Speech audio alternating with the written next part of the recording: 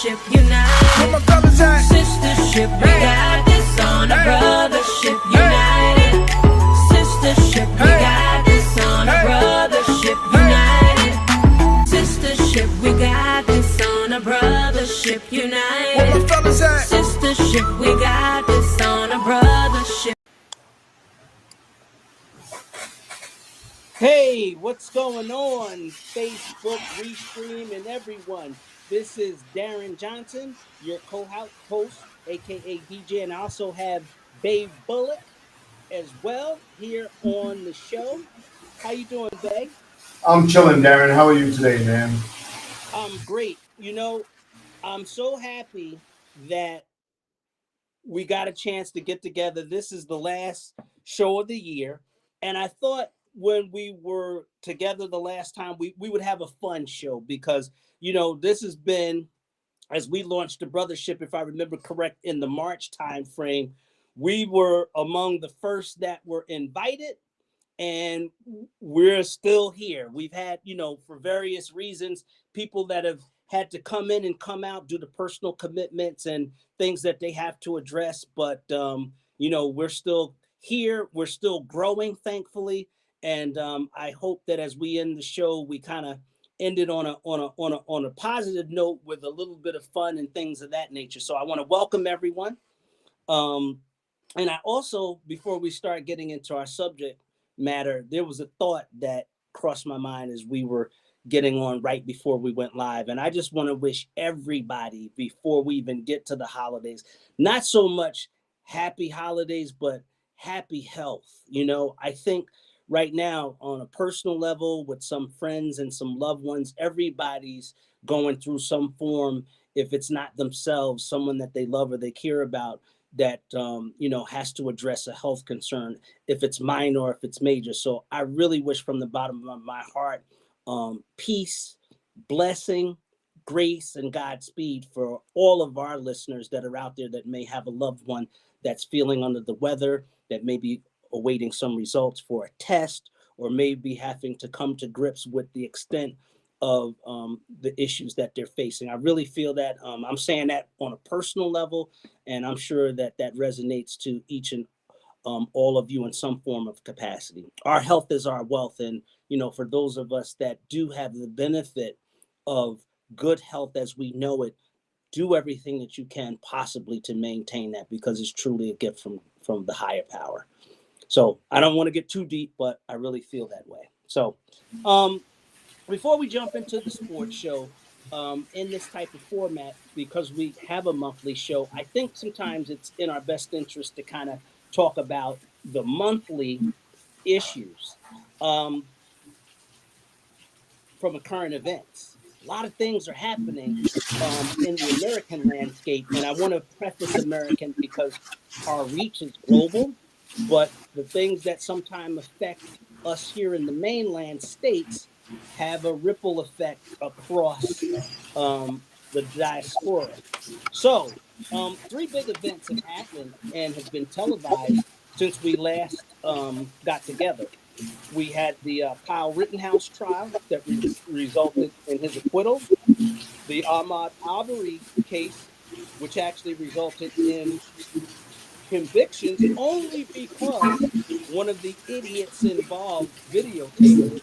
And then we had the most recent school shooting event involving a 15-year-old, whereas the facts are unpacking themselves, the parents are closely involved with respect to providing the gun that was used in the shooting, but then they flipped the script and decided to flee responsibility versus taking responsibility. I'll stop there to get your thoughts around that, Ben. What do you think around those three things? Well, the Kyle Rittenhouse case, it was, from the information I was getting in the beginning, I was very divided in my thoughts on what exactly happened. But then as I started to gather more information, I was just like, that's that privilege going hand in hand, man. I mean, you could just shoot somebody, but then, they were trying to say that it was self-defense and that, they had a mob mentality. They were coming after him and he was attacked first. I say he was guilty. 110%. As far as the Ahmaud Arbery, I'm happy with that verdict. Like you said, the only reason why they caught him or convicted those killers because they videotaped it and they were passing around the videotape, and the lawyer got scared and turned it in and said because he didn't want nothing to do with it. He said, "Let me get out of this as fast as possible." So he wanted to save himself.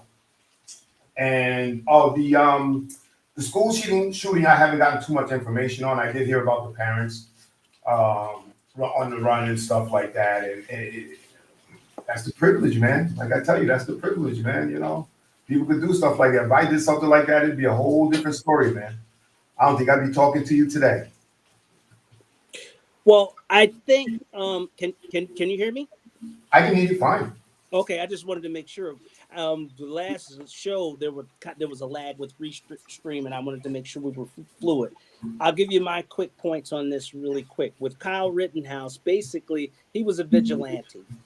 I will be fair as fair can be because I've always tried to make it my business to understand the interpretation of the law, and this is why I think we should have dialogue like this. Slavery was once legal. So when we talk about legal is as relative as the legislation of the time that it's being interpreted. I hope that makes sense to everyone. So in other words, man makes laws, but where we have to make sure that we understand or are fully knowledgeable is how law is interpreted. So the truth of the matter is that Kyle Rittenhouse, the way the case was presented, had reasonable doubt. Right. And I put the fault of that on the prosecution because my personal belief is that they mailed it in. And as one of the comments came in the chat, we all know that the wheel of justice does not turn in the favor of people of color. And the reason that is so true is because that was the catalyst of critical race theory. And I want to tie this together, and I want to use the forum that I have to make sure that people understand that as a fact.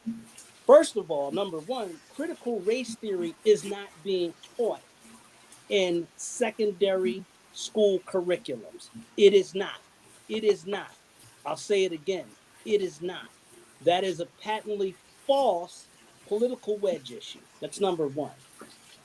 Number two, critical race theory was created in law school to fundamentally understand through the historical lens of how systemic racism has created the conditions and caste system that exists today. So that's not to make anyone feel bad. It was created for legal scholars that are going to school to understand the legal system as they practice law. So I want to make sure that people understand that. And, when we have these forums where we get to share information, it's incumbent on us to be prepared. It's also mission critical that we speak from a platform of truth that can be verified. So I feel very strongly about that. And I'm very confident in this assessment that critical race theory is not being taught in secondary curriculums across America. There may be variations where people want to introduce a point of view or perspective that reflects the African American experience in America through a historical lens, but there is no practical application of critical race theory in America. And unfortunately, this coupled with other pieces of misinformation, they're being effectively, might I say, used to create a wedge issue that gets voters in the dominant caste out there to vote. That's all it is. Nothing more, nothing less. What say you, Brother Bay? So let me make sure I understand because I have education from Yonkers High School, so it's a little slow. So you're saying that critical race theory, they're not actually teaching it in school, and it has no factor on the history that's being taught in school. Is that exactly what you're saying?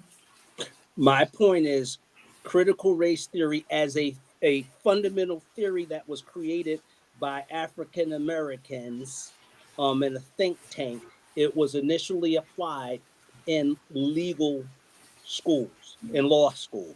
That was Okay. something that you learned. What I'm saying is that that is not being taught as a Mhm. curriculum Okay. prerequisite or as core study work in American schools. That's been proven. Okay. What's happened is people have taken that tidbit and made it a political wedge issue. And it was used effectively in the state of Virginia when the governor was running. Glenn Youngkin, who Okay. was the candidate, basically used it in Loudoun County specifically to get people to come to these board meetings Mhm. and say, we don't want critical race theory taught in our schools, or we want to have control of what's being taught. But Mhm. the truth of the matter is, it never was. And if you even look at some of the political propaganda that was being shown in their commercials, they were talking about Toni Morrison's beloved book, Right. that has nothing to do with critical race theory. Mhm. So, unfortunately, those of us that I'll consider ourselves conscious, woke is one of those other terms that's been hijacked by the right. I think Exactly. being woke is very important because if Exactly. you're asleep at the wheel, you can crash an automobile. Yeah, If they're you're awake turning. and understand what's going on, in any aspect, you are at least conscious enough to make sure that you are aware of your surroundings and Right. you are aware of what's being given to us in terms of information. So, to answer your question, it's not something that's out there. Once again, we're going through a cycle. Mhm. Um, I think in politics in America that we've got so many distractions and Exactly. misinformation is where Exactly. we're getting caught up. You know, Exactly. Years ago, it was against the law. We talk about legal and law. It was once illegal to teach a person of color how to read. Exactly. And at that time, that was because information was very finite. You know, as a country, and I don't mean this disrespectfully, as a country, we're basically came from an agrarian society, bunch of farmers, Yeah. bunch of settlers. You know, that age of enlightenment, that was out there in Africa and Europe, because Europe or Europeans looked at that and took from the African Exactly. Exactly. schools of thought. You Exactly. follow me? So Exactly. here, by the time we got here in the 18th century, and I don't want to say it disrespectfully, but people knew how to use the land to make it work from them, which is why that agenda quickly became from one as a settler into one as a conqueror or a colonist. And that's how we evolved into colonialism. Now, you have to start there because that's where we put this together to where we get today. Now, you have this critical race theory expanding now where people are saying, okay, well, we don't want to make people feel bad about our history, but I think that we can agree fundamentally that the interaction with the indigenous people were very disastrous for them. They were literally wiped out and relegated to reservations. I think that it's a fair assessment to say through history that for over 250 years, which is the equivalent of approximately 5 or 6 generations, the people of African descent worked for free and were bred as animals. So nobody's getting angry about that. But if we can at least take all of our cognitive dissonance out of the argument and just agree that that's a baseline, that shows that one, it's a crime of humanity. Two, it's something that should at least be acknowledged. And three, in all instances, should be looked at as a way of rectifying policies today that make us more inclined to have an equal distribution of education, housing, medicine, job opportunities, and just freedom in the way we live. Nothing more and nothing less. So, when we talk about these three current events to tie this all together, you know, in my mind, the outcome or some of the things that came out of those three events show how much more we have to go to better ourselves. Darren, we're talking about this critical race theory. We spoke about history. To me, it's to dilute the history. They just want to water down the history. And as generations go on, history is forgotten. So they basically on a plan to make history, rewrite history, as they've done over and over and over again, because the conqueror does write the history. You know what I'm saying? That There, is his story. You know what I'm saying? So that's exactly what they're trying to do here with that critical race theory, is just rewrite history and water everything down, in my opinion. there's a saying, to the victor goes the spoils. So throughout world history, when the conqueror has won the war, they get to write the tale. Now, many people have heard the name Hannibal, but don't really know the true story of Hannibal. Hannibal was from Africa. Hannibal devised a way, and this is taught in military schools. Now, see, we don't teach military strategy in public schools either. So there's a wide dearth of ignorance, for lack of a better term, around it. And when I use the term, and I notice people get offended when you call them ignorant, but ignorant defined as not knowing Yeah, it's certain truths or subject matter in whatever you're dealing with. it's I'm not an ignorant insult. in, let's just, yeah, I'm not, I'm not a great carpenter. I'm ignorant of that, that trade or that That skill. skill set. I mean, that's a fact. I'm not going to argue that. And a lot of times what we find when we have debate or we have argument in the form of just a disagreement, people get offended because if that word ignorant comes up, people look at it and shut down. You Mhm. know, the wisest people in the world understand the levels of ignorance or lack of knowledge that they have, but then they become informed. My observation, um, submitted humbly, is that we tend to get hung up in the not knowing and either try to justify, defend, deflect, or God, even in the worst cases, try to discredit the truth as we know it. And I think that's what we're seeing today. I Well, really do. So a major factor too. I mean, if you humble yourself, the more you know, the less you know. When you humble yourself, because once you start to learn something, you find out how ignorant you really are to things that are going on around you. So the more you know, the less you know. absolutely. And it's funny. I think the point I was getting at before was that education was actually it. Only a few people had it. And when we look at again the origins of the country, that was the basis of your ability to vote because they were like, well, if you were a landowner, Yes. if you could read or write, Right. that was, and you were obviously white and male, those were the keys to the kingdom to have access to voting. And Right. I'm starting with that point, is that education was once, that was what we all aspired to be. I mean, even Right. in our generation coming out of the civil rights, our parents, and Right. we've shared those conversations, our parents wanted us to get what? Good educations, Right. because the thought process through the civil rights movement and all of the trials and tribulations we've gone through as a culture in America, the thought process was, as generations get better, if my child has a better education, they'll be better suited to compete in society. Correct. I submit to you, and we've all had different levels of push and support to get that, but I'd submit to you, we know now that that's a farce, Right. because we're Exactly. starting to find out as we put a microscope to what's going on in a lot of systems. It's not what you know, it's who you know. Exactly.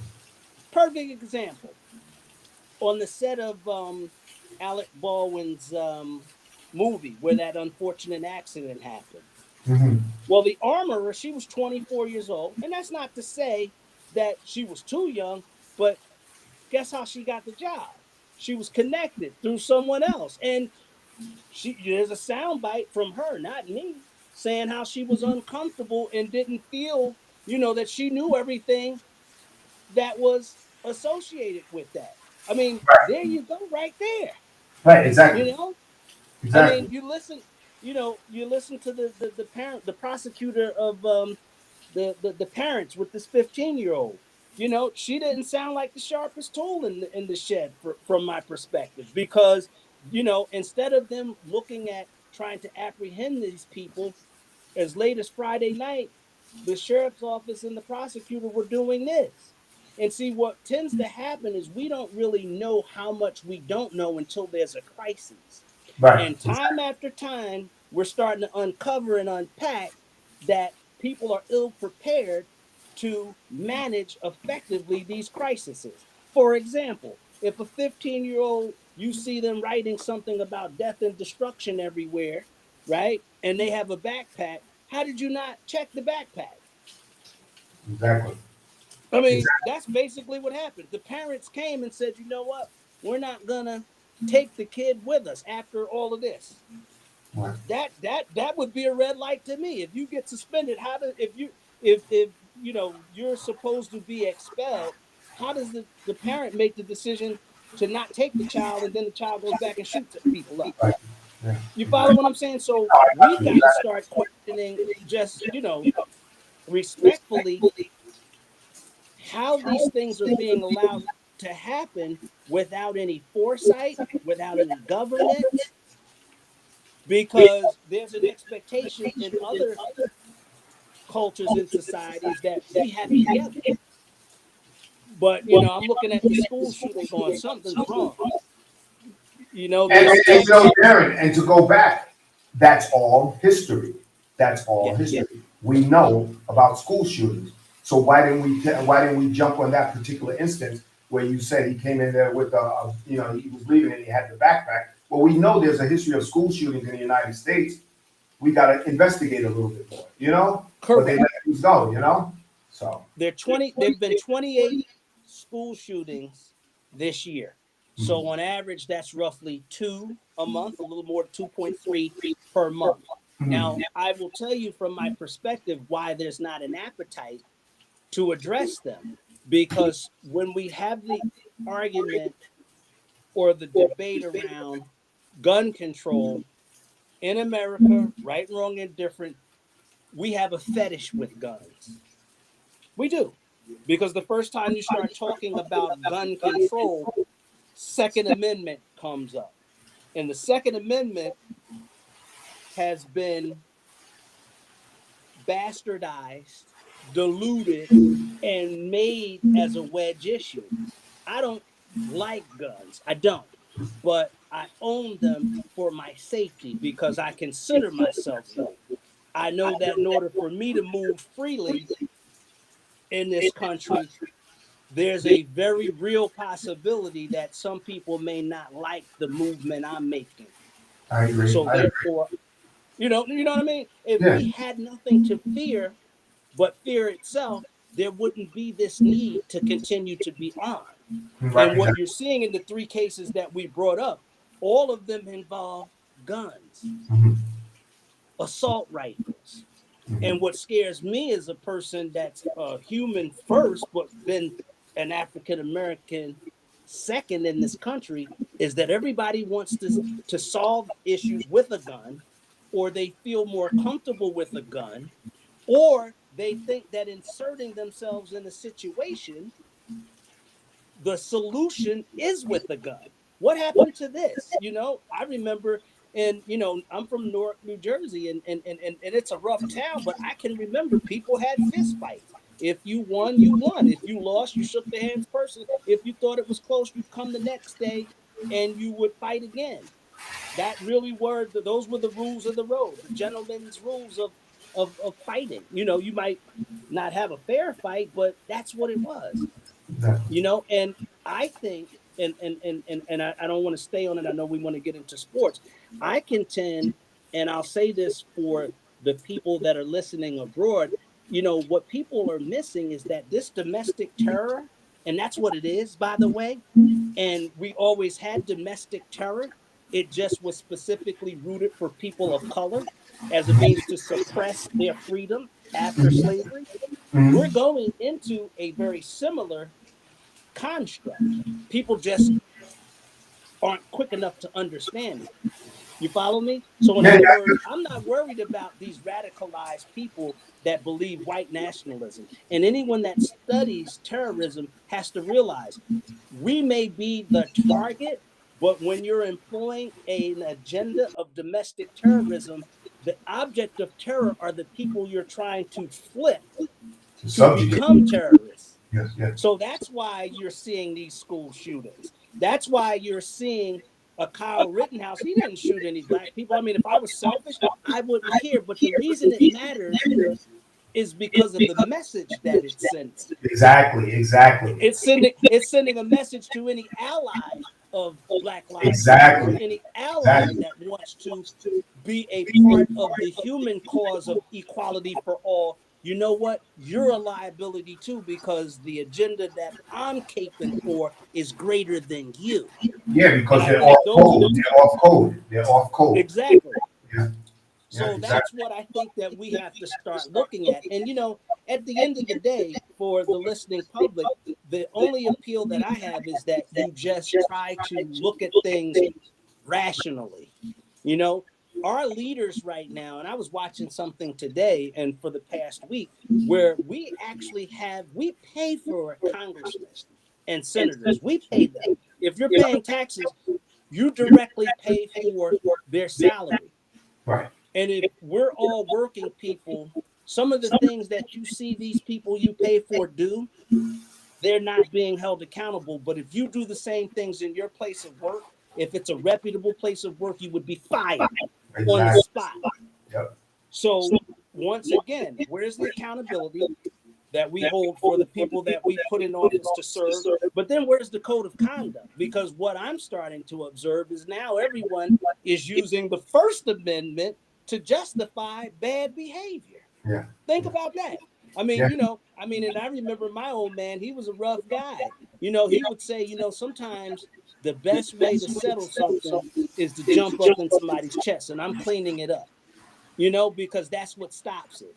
And if you think about it and draw it today, someone can call a peer a domestic terrorist, a suicide bomber, and not be held accountable. Hmm. Could you imagine going to your workplace and calling Habib a suicide bomber? Trust me, by the end of the day, you Yeah. will be released Yeah. because of the code of conduct that's Hmm. written in these private companies that will tell them to be let go. Hmm. And one of Exactly.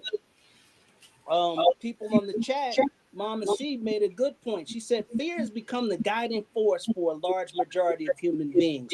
And here's where I'll have the last word and we can go into a lighter piece. Here's the thing about fear. When we as humans allow fear to move our every thought, we've lost touch with the higher power because every major religion that I've been around or have subscribed to is predicated on putting the higher power first and having no fear but that power. Right. Somehow, I think that man has infiltrated some of the major religions in America to create boogeymen, Well, figuratively that's speaking. what that's what the media, and we've been taught fear our entire life. That's all we get fed fear 24 hours a day, 7 days a week. No matter where you look, you're gonna get fear. And it's slowly. It's like the old saying where you put a frog in boiling water.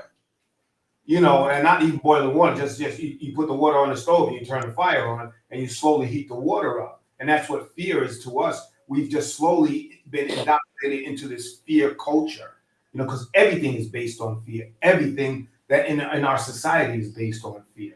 In my opinion, it's just that's why I disconnect from the television. I disconnect from a lot of things because I started to see myself thinking in such a fearful way and not enjoying this limited time that I have on this planet, because we only have a limited time on this planet. And after we die, we're going to be long gone and we're going to be forgotten. So you better enjoy the time that you have while you're here, because Once you die, you're forgotten. There's millions and millions of people that have died, and we totally don't know their names, nothing about their history, and it's a scary prospect.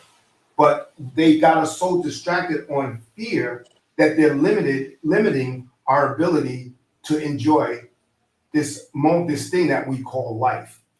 You know, that's in my opinion. Interesting. I've shared this, and I'll share it again. I remember a policeman pulled a gun on me, right, during a traffic stop, and I was a little agitated. I knew what it was about, and I said, "You really think that scares me?" I was like, "Because at the end of the day, you're gonna do what you want to do. I hope you don't kill me, but if you do, it's already written in the cards. You might get over. You might spend the rest of your life in jail." I said, "But let's be clear. You pulling that gun on me, assuming I'm going to jump, make a false move to justify you fearing for your life, it is what it is. What are you Mhm. going to do? You Mhm. know? And I think a lot of us, and I want to end it on an encouraging note, we have to fight the power. Now, fight the power, when people hear that, if you really decouple those three words, fight the power means different things to different people. I'll say fight the power in a room full of people that are caping for this agenda that they're trying to perpetuate, and I'll be looked at maybe as a socialist, a Marxist, Mhm. or somebody that's racist. No, I'm saying fight the power, because the power that we're starting to see exerted among us all is one, in my humble opinion, is one that's immoral, and one that does not have equality in mind for all of us. Keep in Exactly. mind, guests, that for the first time in history, white people are at jeopardy of losing a right that they have. And I'm speaking specifically to abortion. Mhm. So we have to really look at that in its terms. Now, the part of me that takes aside religion, but looks at it from the universal laws of reciprocity, what goes around comes around, to a large degree, I'm almost inclined in hoping that the agenda that's out there works. You know why? Because that's going to force us to make a choice. I think what's happened, we've gotten to a point right now where we've got so much information that the fulcrum is shifting, where more people, just because of the numbers, may be more inclined to believe misinformation than truth. And when that happens, you don't really have a society. So, I look at what's happened politically over the past 12 years. I think, this is my prediction, the Republicans are going to get back into power. They are. I mean, they know how to play dirty, and they do it well. I give them credit. I mean, the devil is an evil force. So I think that they do a very good job playing to win, and they've done it in a way that they've got enough people behind that agenda. So what I think is going to happen is that in 2024, there's a very good chance, we could get a Trump back in office. But when we look at things, and we tend to forget this as humans because we're so attention deficit oriented, if that makes sense, we're going to waste 12 years as a country, from the time Trump got in to the time, if he gets in again, to when he leaves.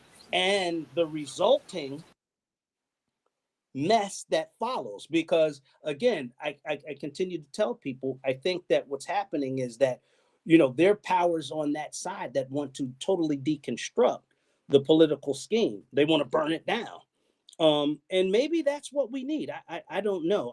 I've run out of solutions, because I don't think that there's an appetite, among the major political parties to to work together. I mean, and that's kind of what created the climate for the last civil war we had. I'm of the personal opinion that there's a cold one. I think those of us that are trying to make a difference see that it's a losing battle.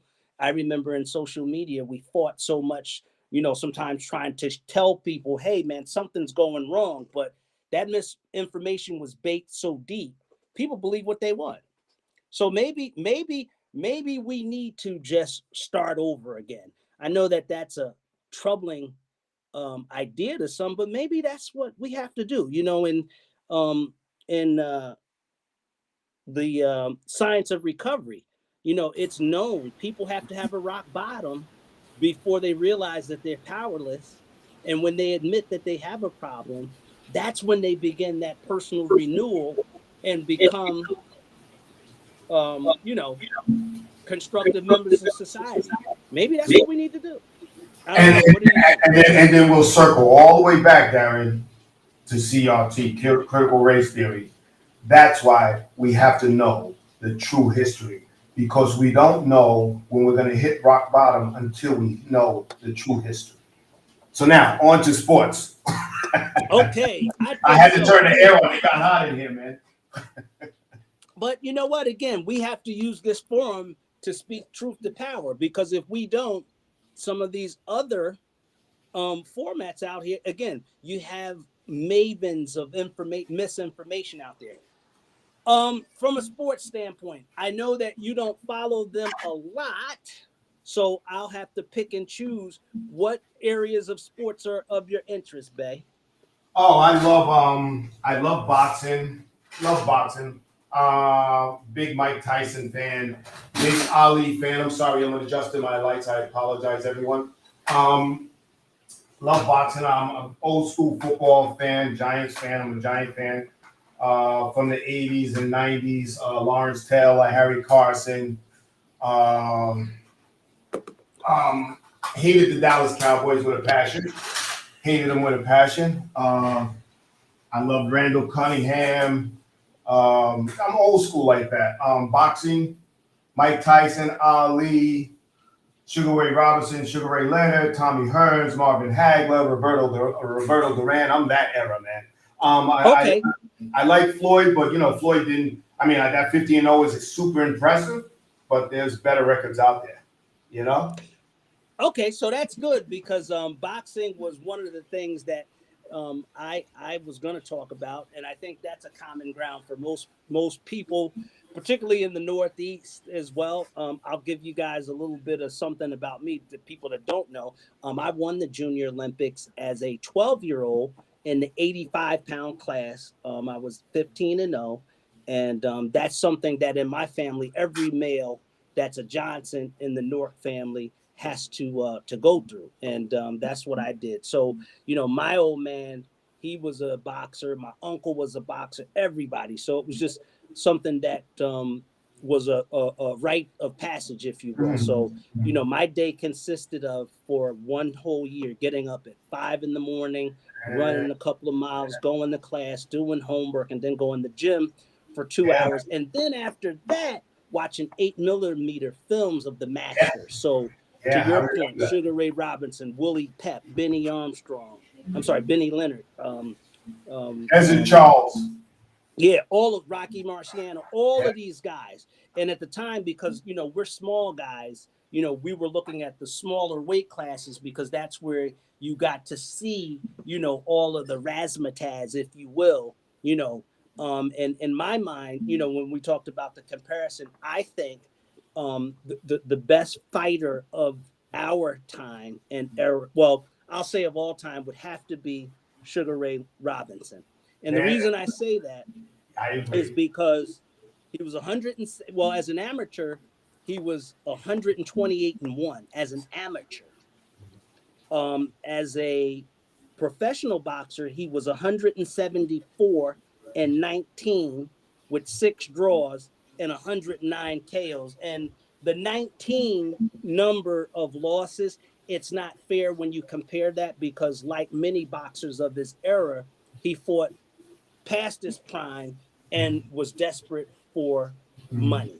And Exactly. unfortunately, with boxing, which was one of the reasons I, as an amateur, knew that that was something that I didn't want to pursue, even though I was fairly decent at it. I saw, you know, going to the gym, those fighters that had been there too long. You know, Right. we call it punch drunk. But you know, that's a sport where there's a lot of, you know, shots taken. And I can remember on a personal level, sometimes I didn't want to do that. I mean, they had me working 6 days a week for a year, you know, and I was boxing bigger guys. And the thought process with those old school guys was that if you tussled with bigger guys, you could absorb more, or when you got in with your weight, because I mean, particularly in the amateurs, there's a really big weight restriction, and even in the pros up to heavyweight, they felt if you fought with bigger guys, when you were in with your own element, you'd have a lot more strength or the ability to withstand, things of that nature. So, I respect anybody that has the courage to put some gloves on and go in a ring, because anything can happen. We've seen boxers like Nigel Benn, or Yeah. Oh man. That's um, horrible, what's man. the other guy that was Roy Um. Jones's friend? He was in uh, that fight, and he got Gerald McCullum, Gerald oh, McCullum. John. Oh, and he was a beast. McClellan, Gerald McClellan, I'm sorry. Yeah. Yeah. And He was a he was a beast, man. great fighter, and Yeah. he got into that fight with Nigel Benn, I think it was. That's where I was getting. But he was never the same. In fact, he's still a Look powerhouse. at sorry, but look at Terry Norris. You remember Terry Norris? Loved him. He beat the stew out of a declining Sugar Ray Leonard. Remember? Sugar Ray Leonard. He destroyed him. Yeah. But But that's yeah. He stayed in too long. He was one of those guys that had God-given skills, but he was in the shadow of Benitez, Hearns, and Leonard. So when he came up, he caught them on the down right. side, but then he stayed in too long. So boxing is one of those cautionary tales, and one of my heroes. When I say heroes, one of my heroes in life was Muhammad Ali. He transcended boxing, and Yes, exactly. obviously, people that have caught the first half of our show will probably know why I'm such a fan, or hold Ali in such high regard, because he spoke for a whole generation, young and old. Right, His exactly. favorite line was, "No Viet Cong never called me the N-word." And, Yeah, he was drafted and could have been on one of those, what do they call it, USO boats, where he did shows. But it was bigger than that. And, because he knew. I'm sorry to interrupt you. He knew that brothers would follow him into the military. He knew there, like right. you said, there was a bigger purpose for him not to go. I mean, he sacrificed so much, and like you said, he transcended boxing. He's more of he's not a boxer. He's a social hero, Yes. and people don't realize how much he was hated. He was hated back then Right. because he was a boxer that spoke his mind. Before him, the managers always spoke. But when Ali came along, Ali spoke for himself, and you got to see who he was. And he was a good-looking guy, and he could fight, and he wasn't scared to get hit. And he stood up for something when he got with the Nation of Islam. So he had character, and his character was enormous.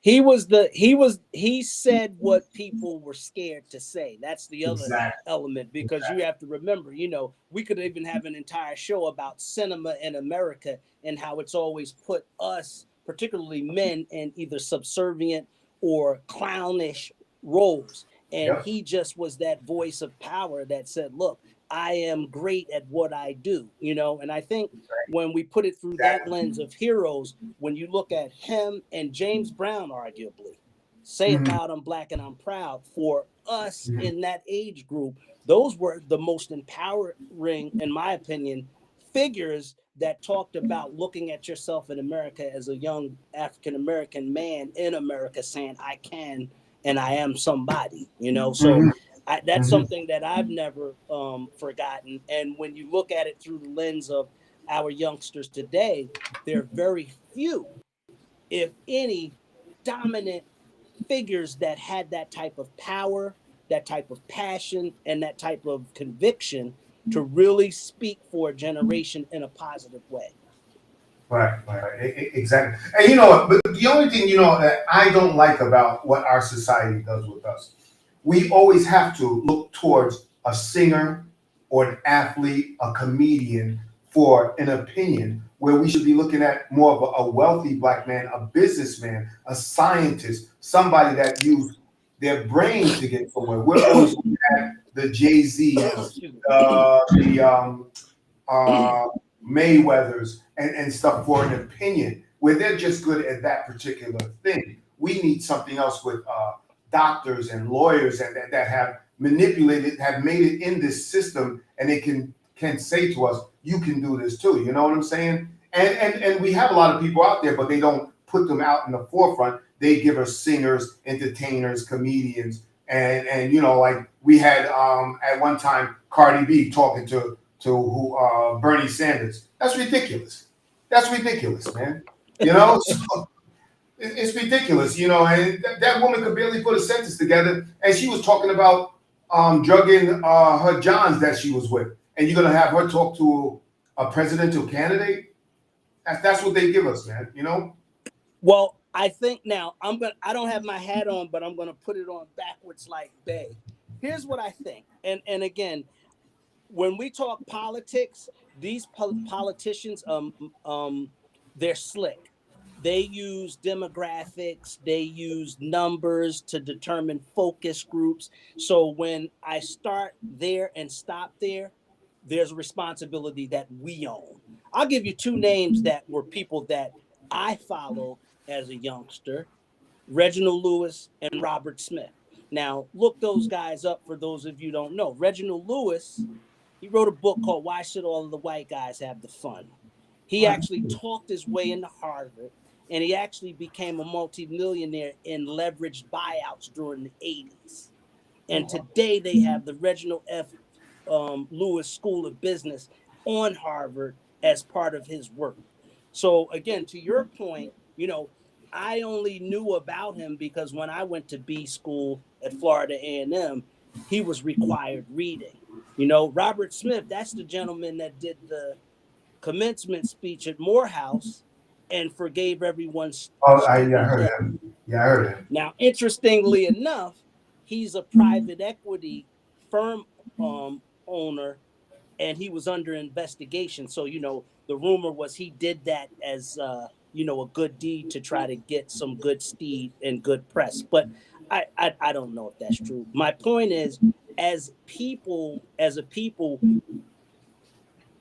as someone that's followed history, right, wrong, and different, I've taken the political bend that we're responsible for that, creating our own heroes and making sure that their stories are told.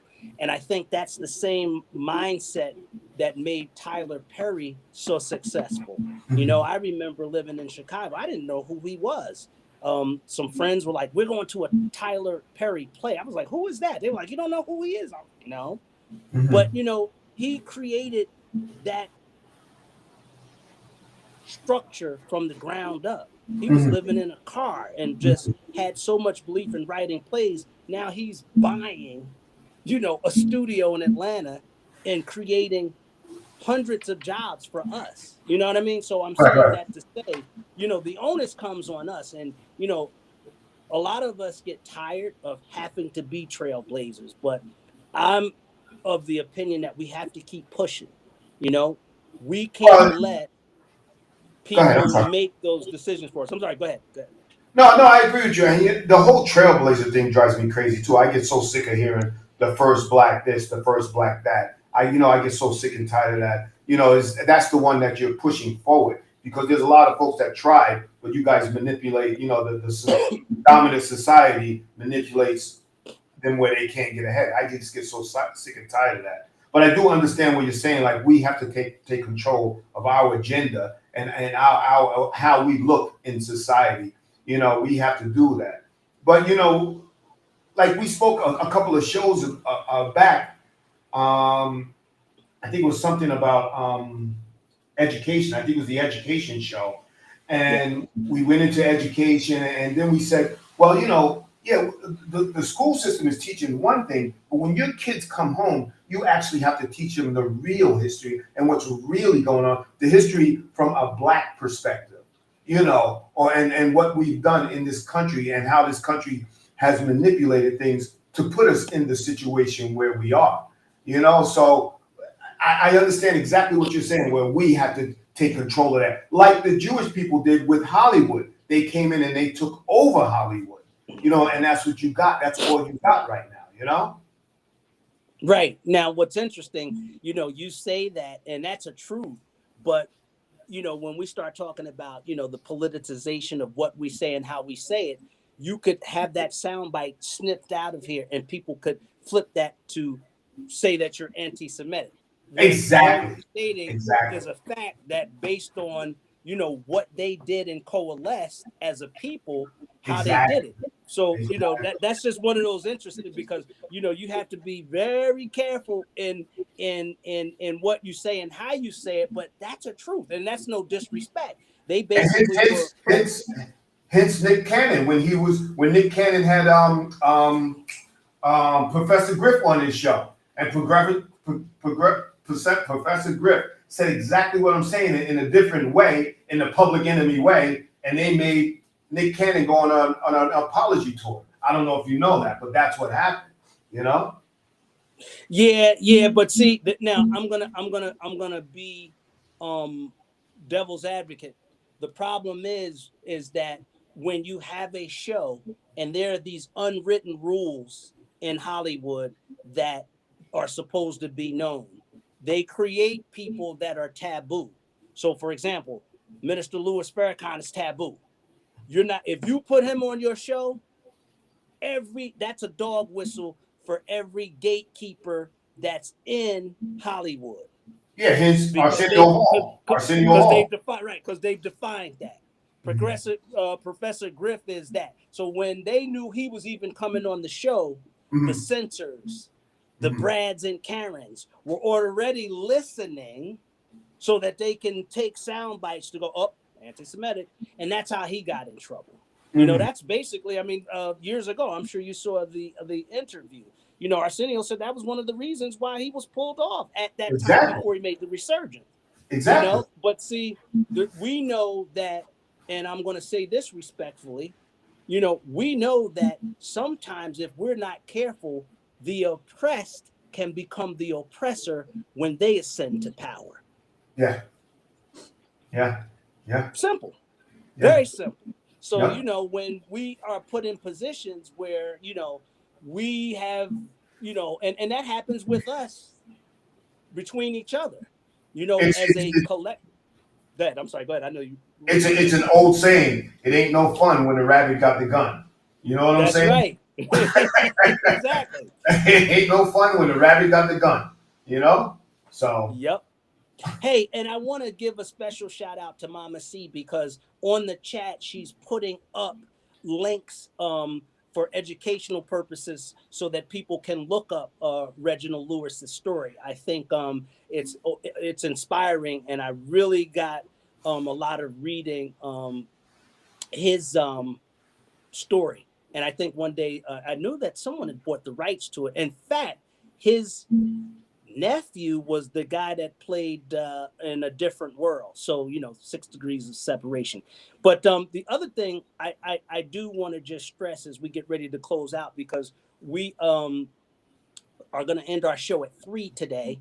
We're going to have an abbreviated show, so we've got 10 minutes. I just want to stress as we end the year for all of us, regardless of what color you are, because I think I didn't create a race card.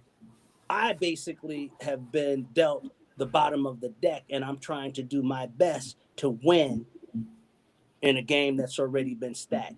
That's no disrespect. And that's what I do. That's why I work hard. That's why I try to work with allies. That's why in the service community that I'm involved in, I don't see anything but the service commitment that I take gracefully and respectfully.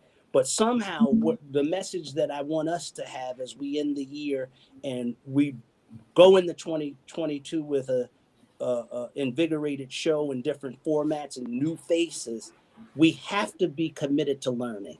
We have to be committed to being truth tellers, and we have to be committed to being courageous enough to speak truth to power. I really want that, as I look and close the year and do my self assessment. I feel good about what we've done. And Brother Bay, I appreciate you.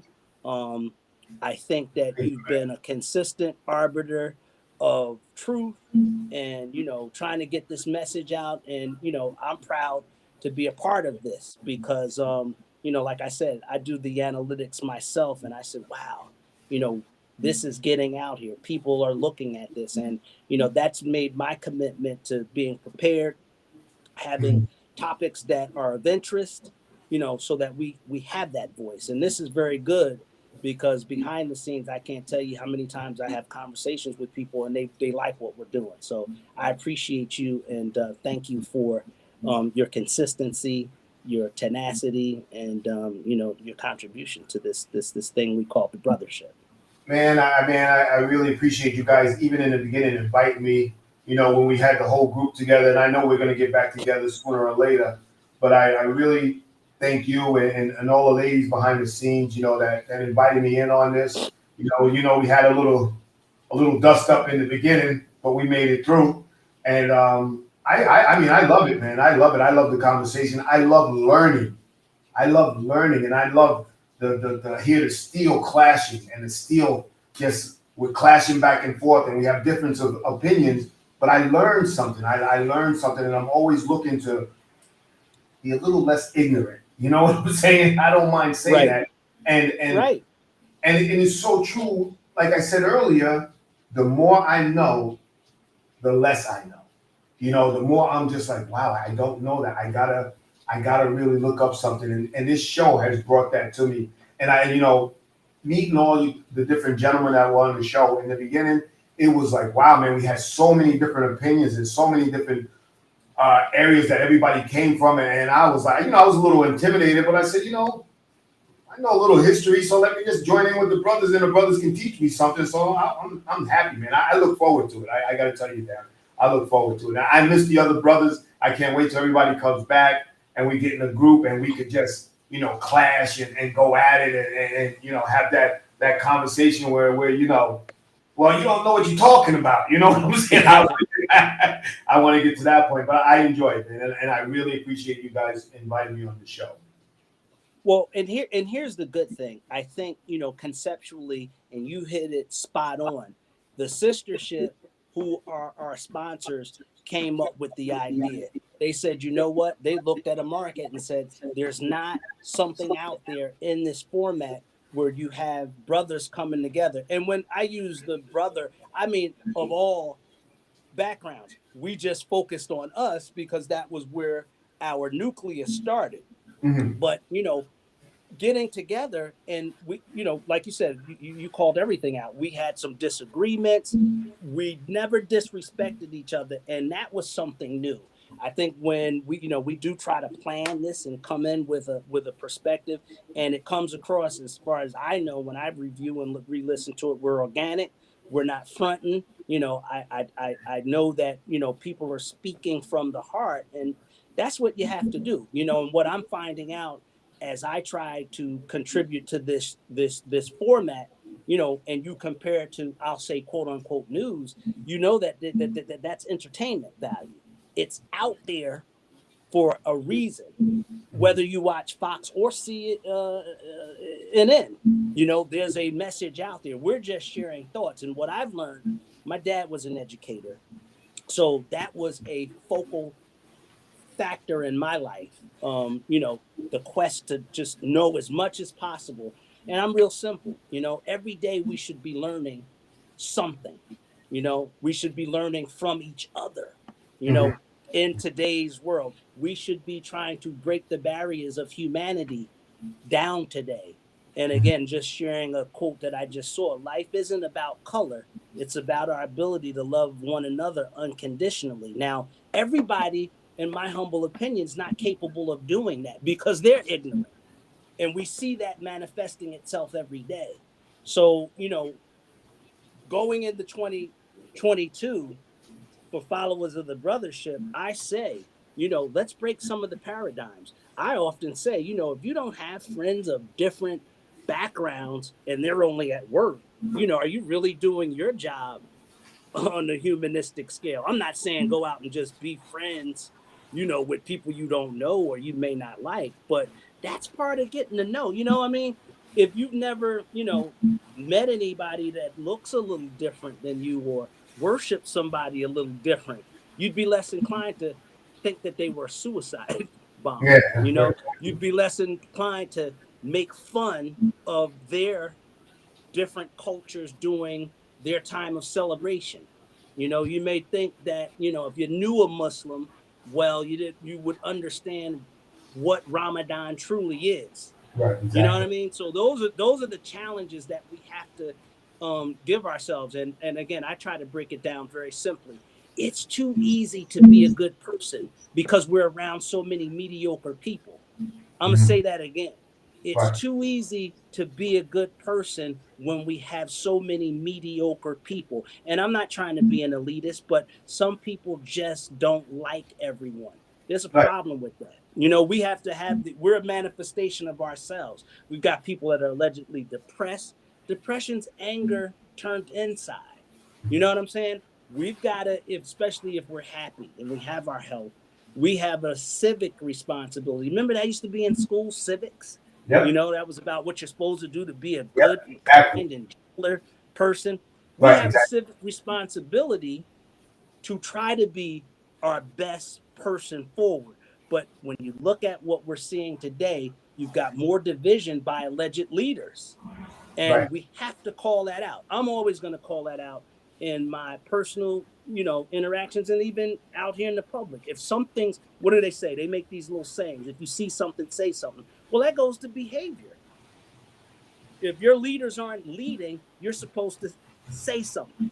They're Right. supposed to do better. And I think that going into 2022, we're gonna have a great opportunity to have really good discussions around that. So I want to thank everyone that's been a part of this journey of ours. We are going to have a great end of year. Bay, do you have any specific plans you're going to do as you end the year? Man, I'm doing a lot of construction on the house, man. I'm just trying to get that done. We're here in Puerto Rico, and it's a little tough over here, but we'll get it done. We'll get it done, and then once I get it done, everybody's invited to come out and stay in my little Airbnb. You know. All right. Well, man, like I said, I love you like a brother from another mother. And I think as we move into 2022, we're going to have a great show. We're going to add to our panel, I'm sure, and to the listening audience.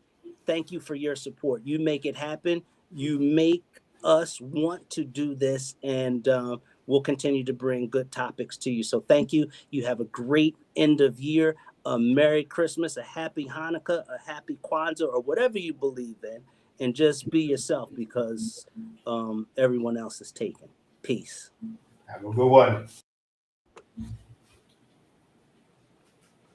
Sistership, we got this on a brothership united. Where my fellas at? Sistership, we got this on a brothership united. Where my fellas at? Sistership, we got this on a brothership.